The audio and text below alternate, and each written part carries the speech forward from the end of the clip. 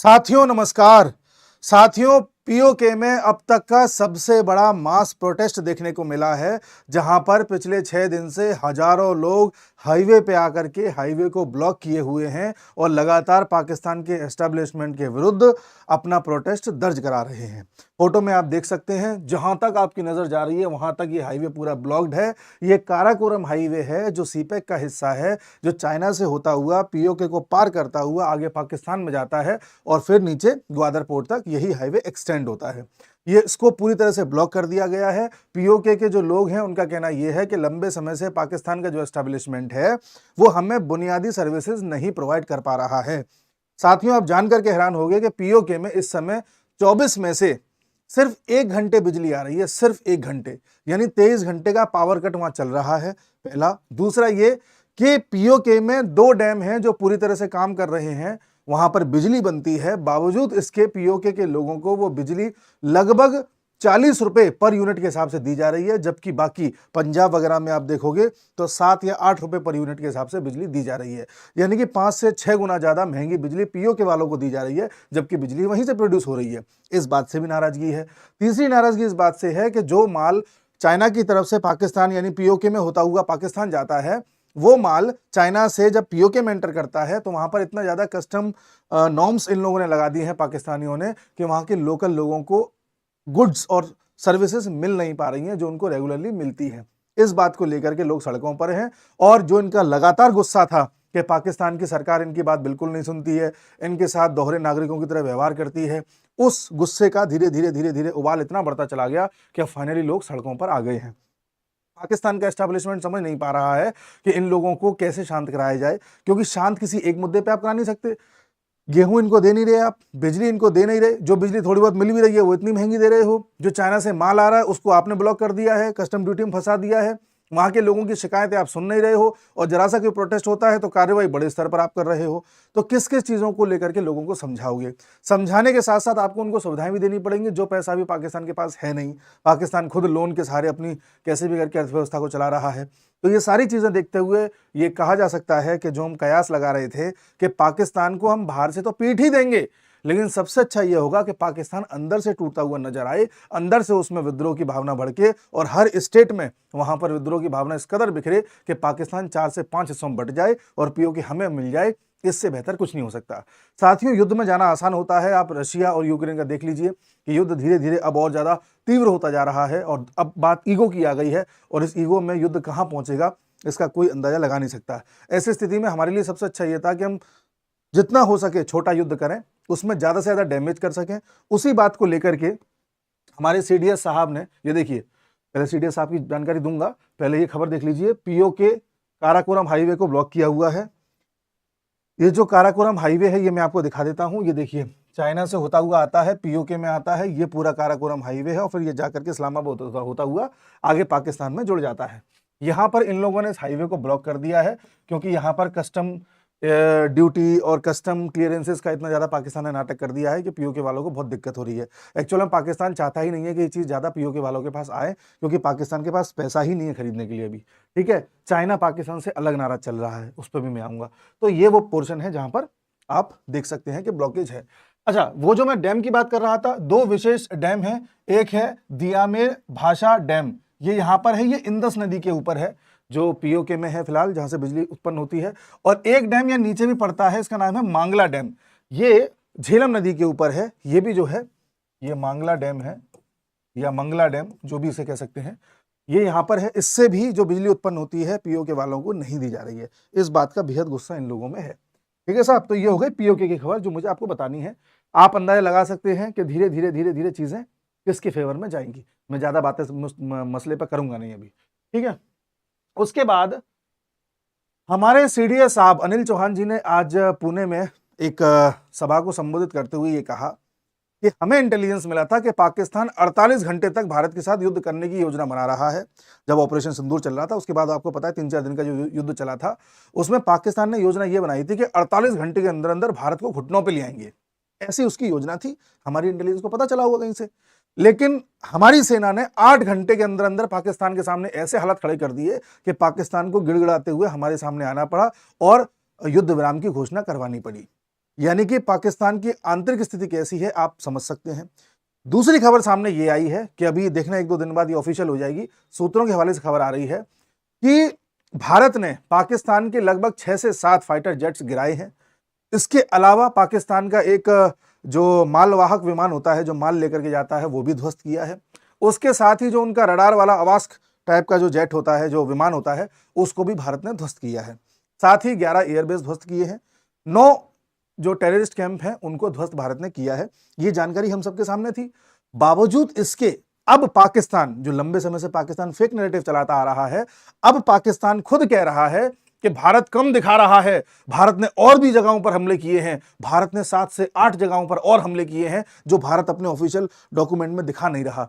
ऐसा हम नहीं, पाकिस्तान खुद कह रहा है। ये देख लीजिए, देखिए, Pakistan admits India hit 7 more targets in strike, यानी भारत ने 7 और जगह हमले किए हैं। कहने का तात्पर्य यह है कि भारत ने जैसे मान लो टोटल 7 और 9 16 हो गए और 11 एयरबेस है, 27 जगह हो गई टोटल। 27 जगह हमले किए हैं, लेकिन भारत ने केवल 20 बताई हैं। अब इसके पीछे क्या योजना है भारत की, हम नहीं जानते। शायद हम ये चाह रहे हो कि पाकिस्तान खुद गाए, तो पाकिस्तान अब खुद गा रहा है कि नहीं नहीं, हमें मार ज्यादा पड़ी है, भारत कम बता रहा है। पाकिस्तान एक तरीके से अब इमोशनल कार्ड खेलना चाह रहा है, एक सिंपैथी बटोरना चाह रहा है कि देखो हमारी मार ज्यादा लगी है, हमारी मदद करें, वगैरह वगैरह वगैरह। साथ ही हमारी फौज का कहना भी यह है कि पाकिस्तान को हमने इस कदर चोट दी है कि पाकिस्तान को अपनी एयरफोर्स को और अपने एयर बेसेस को पुनः ठीक करने में अब लगभग 5 साल और लगेंगे। यानी इतना ज्यादा पीछे पाकिस्तान को ढकेला जा चुका है, मतलब जहां पाकिस्तान अभी था उससे 5 साल पीछे जा चुका है। ऐसी खबरें आ रही हैं। तो ये पाकिस्तान को किस तरह से चोट लगी है, हमने उसकी बात करी है। अब आते हैं अगली खबर पर। बलूचिस्तान की हम लगातार जिक्र करते जा रहे हैं। हमने आपसे कहा है कि बलूचिस्तान सिंध पर आप नजर रखिए और आप देखिए लगातार यहां पर जो आग है विद्रोह की भड़कती जाएगी और भड़कती जा रही है। बलूचिस्तान में देखो पाकिस्तान कितना बड़ा मूर्ख है। पाकिस्तान को इस समय उसे पता है कि पीओके में बवाल है, सिंध में बवाल है, पीओके में नेशनल हाईवे जाम कर दिया है, सिंध में आपको पता है, मैंने आपको पहले बताया था, वहां भी हाईवे जाम कर रखा है। साथ ही वहां पर जो माल कराची पोर्ट के जरिए एक्सपोर्ट होता था, उस माल के एक्सपोर्ट के लिए जो ट्रक्स होते हैं वो लंबे समय से वहां पर हड़ताल किए हुए हैं और लगभग 30 से 40 हजार ट्रक आज भी वहां पर खड़े हुए हैं, जो कि हड़ताल के तहत अपने माल को आगे नहीं जाने दे रहे हैं। कहने का तात्पर्य यह है, सिंध में भी हड़ताल चल रही है, बलूचिस्तान वाले अपनी तरफ से विद्रोह कर रहे हैं, पीओके वाले अलग विद्रोह कर रहे हैं। ऐसी स्थिति में पाकिस्तान को चाहिए कि सबसे बातचीत करके सबको एक करके रखे। अब आप भारत को देखिए, भारत ने ऑपरेशन सिंदूर किया, पाकिस्तान को सबक सिखाया 2-3 दिन में। उसके बाद भारत ने क्या किया, सभी को एक किया। जो फॉरेन में डेलीगेशन भी हमने भेजा, उसमें भी हमने सभी पार्टी के लोगों को मिला करके तब भेजा ताकि दुनिया में संदेश जाए और भारत के लोगों को भी ये पता रहे कि इस मौके पर हमें एक रहना है, हमें टूटा हुआ बिखरा हुआ नहीं दिखना है। बावजूद इसके कि हमारी राजनीतिक विचारधाराएं कितनी भी एक्सट्रीम हो, कितनी भी अलग हो, हमें अभी ये सब नहीं दिखाना है। पाकिस्तान इमेच्योरिटी दिखाते हुए इसका उलट कर रहा है। पाकिस्तान इस समय और ज्यादा बिखरा हुआ साउंड हो रहा है और उसके हर राज्य में आग लग रही है, वो हम देख रहे हैं। ऐसी स्थिति में पाकिस्तान को चाहिए कि सबसे बातचीत करे और सबको एक रखे। ये तो पाकिस्तान कर नहीं रहा है, पाकिस्तान उल्टा कुचलने में लगा हुआ है। जी, बलूचिस्तानियों की तरफ से खबर आ रही है कि पाकिस्तान अब बलोच वुमेन को टारगेट कर रहा है, महिलाओं को टारगेट कर रहा है और उनको अलग अलग तरीके से प्रताड़ित कर रहा है, गिरफ्तार करना, यातनाएं देना, सारी चीजें।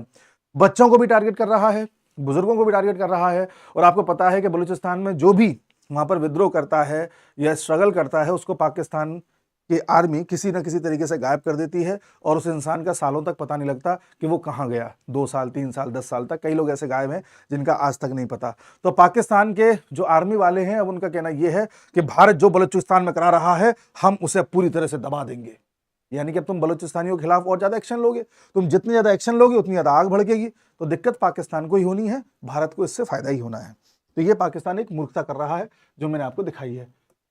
इस मूर्खता से चाइना भी नाराज है और चाइना को यह महसूस हो रहा है कि 11 साल हो गए, हमने सीपैक में इतना पैसा लगाया, हम चाहते थे कि पीओके से होता हुआ बलूचिस्तान होता हुआ ग्वादर तक एक ऐसा गलियारा बने जिससे चाइना अपने जिंगजियांग प्रोविंस से अरब सागर तक पहुंच सके। वो 11 साल में बिल्कुल भी फलित होता दिख नहीं रहा। इसके उलट पीओके में बवाल होते दिख रहे हैं, बलूचिस्तान में बवाल होते दिख रहे हैं, और भारत से पाकिस्तान मार खा रहा है वो अलग। इस बात को लेकर के चाइना बहुत नाराज है और ऐसी खबरें आ रही हैं कि चाइना हो सकता है पाकिस्तान को अब जो फंडिंग दे रहा था सीपेक को लेकर के वो पूरी तरह से रोक दे, या हो सकता है चाइना कोई अल्टरनेट रूट अपना ले। जैसा कि हम आपको पिछली वीडियोस में बता चुके हैं कि चाइना हो सकता है सीपेक के बजाय अब अफगानिस्तान से एक नया रूट खोजे। अभी इस पर पुष्टि नहीं हुई है, जैसे पुष्टि होगी इस पर भी हम बताएंगे। साथ ही एक खबर और आती है, कराची में एक मलीर जेल है पाकिस्तान की। इस खबर को सुनिएगा बड़े ध्यान से। हुआ यह कि पाकिस्तान के इस क्षेत्र में सिंध की तरफ एक दो भूकंप के झटके आए, बड़े नॉर्मल से थे। इन झटकों से कुछ भी बिगड़ा नहीं किसी का, ना कोई मरा ना कोई बिल्डिंग ध्वस्त हुई, कुछ नहीं हुआ। फिर खबर आती है कि भूकंप के झटकों से भयभीत होते हुए कुछ लोगों ने अपनी जान को खतरे में बताते हुए वहां की जेलों से फरार होने का दावा किया है, या वहां के जेलर का कहना यह है कि लगभग 216 कैदी ऐसे हैं जो जेल से फरार हो चुके हैं, और उन कैदियों का कहना यह था कि भूकंप के झटकों से हमें डर लग रहा था, इसलिए हम जो है यहां से फरार हो गए हैं। तो पता चलता है बाकी कैदियों के जरिए कि वो भूकंप की वजह से फरार हो गए हैं। अब आप खुद बताइए, ये खबर आपको पच रही है? या तो जेल टूट जाती, बिल्डिंग गिर जाती, कुछ हो जाता, फरार हो जाते, समझ में आता। हल्का सा भूकंप आया, उस चलते 200 से ऊपर कैदी भाग गए और जेल एडमिनिस्ट्रेशन कुछ नहीं कर पाया। ये कहां गए आपको पता है? जो वहां का फील्ड मार्शल है आसिम मुनीर, उसने ये निकलवाए हैं। और निकलवाए क्यों हैं? क्योंकि ये 200 से ऊपर जो कैदी भागे हैं, अब इनको ट्रेनिंग दी जाएगी टेररिस्ट बनने की। आसिम मुनीर को पता है कि वो यहां पर नहीं ठहर सकता, उसे भारत के खिलाफ लगातार जहर उगलना पड़ेगा। वहां के लोगों को कार्रवाई करते हुए दिखाना पड़ेगा कि हम भारत के विरुद्ध कार्रवाई कर रहे हैं, तभी जाकर के पाकिस्तान की एग्जिस्टेंस बची रह सकती है। टेररिज्म खत्म करके, भारत के खिलाफ जहर उगलना बंद करके या मित्रता करके पाकिस्तान सरवाइव नहीं कर सकता। इसलिए पाकिस्तान को चाहिए कि और ज़्यादा लोग आगे आएँ और टेररिस्ट बने। उसके लिए इस तरह के हथकंडे अपनाए जाते हैं। तो मैंने आपसे कहा है कि पाकिस्तान फिर गलती करेगा, आप 2-3 महीने रुक जाइए। उस गलती में आप देखेंगे कि पाकिस्तान का सर्वनाश उसके सामने खड़ा होगा। उसके साथ ही एक खबर और है जो इसमें भी खुल नहीं रही है।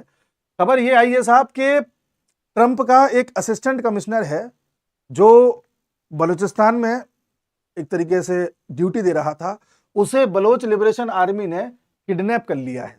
जी हां, वो किडनैप किया जा चुका है। इस बात को लेकर के पाकिस्तानी आर्मी और पाकिस्तानी एडमिनिस्ट्रेशन के ऊपर एक भारी दबाव है कि भाई ट्रंप का आदमी किडनैप कैसे हो गया। अब आप सोचिए, जब बलूचिस्तान लिबरेशन आर्मी इस लेवल पर आके खड़ी हो गई है तो सोचिए उसके दिमाग में चल क्या रहा है। डेली ऐसी खबरें आती हैं, मैं डेली उसी बलूचिस्तान पे वीडियो बनाऊं, थोड़ा अच्छा नहीं लगता। मैं चाहता हूं कुछ बड़ा हो तो बनाने में मजा आए। डेली एक नए शहर का नाम सामने आता है कि बलूचिस्तान लिबरेशन आर्मी ने इस शहर पर पूरी तरह से कब्जा कर लिया है, इस शहर पर पूरी तरह से कब्जा कर लिया है। पाकिस्तानी आर्मी मोर और लेस बलूचिस्तान से लगभग हटा दी गई है, थोड़ी बहुत कहीं कहीं रह गई है। उसके अलावा पाकिस्तानी एडमिनिस्ट्रेशन वहां पर था, जैसे पुलिस में, पोस्ट ऑफिस में, रेलवे में, अन्य सेवाओं में जो सरकारी कर्मचारी होते हैं वो वहां थे। अब उनको भी हटाया जा रहा है, उनकी जगह भी बलूचिस्तान लिबरेशन आर्मी आ रही है। इस तरह की खबरें डेली किसी न किसी शहर को लेकर के आती हैं। तो कहने का तात्पर्य यह है कि बलूचिस्तान में भी अब जो विद्रोह है धीरे धीरे रफ्तार पकड़ रहा है। सिंध थमने का नाम नहीं ले रहा है।